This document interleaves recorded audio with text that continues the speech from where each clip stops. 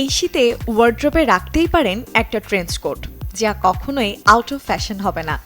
এই এক কোট যে কোনো পোশাকের উপরে চাপিয়ে নিতে পারবেন, তাতে আপনার গোটা লুকটাই বদলে যাবে। এই ঠান্ডার মৌসুমে আবারও ট্রেন্ডে উঠে এসেছে হাই ফ্যাশনের অন্যতম অনুষঙ্গ ট্রেঞ্চ কোট, যার বেশিরভাগই চিরচেনা হালকা বেজ রঙে।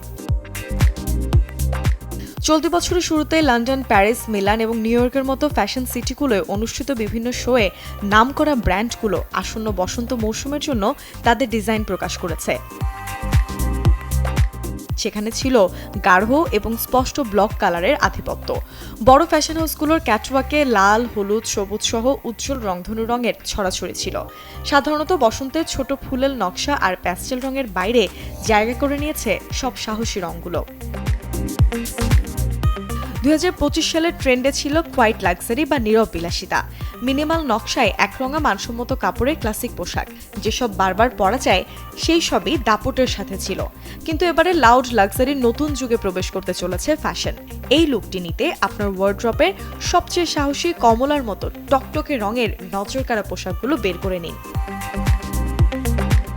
ঝালর, লেস, চুমকি, পুঁতি, ফ্রিঞ্জ, ট্যাসেল বা অলঙ্কারণযুক্ত পোশাক এবং অ্যাক্সেসরিজের ব্যবহার বেড়েছে। সেই সাথে পোশাকে যোগ করা হয়েছে ইচ্ছে মতো কুচি। শাড়ির পাড়, কামিজে বা ব্লাউজের হাতে সবখানে দেখা যাবে কুচির বাহার। 2026 সালের পোশাকের নতুন ট্রেন্ড কুচি। কর্পোরেট ড্রেসিংয়ে ক্রেপ, টুইল বা সুতির সাথে পলিয়েস্টার, নাইলন মেশানো ভেলভেট, ডেনিম, লিলেন বা এমন কাপড় ব্যবহার করা হবে যা সহজে কুঁচকায় না।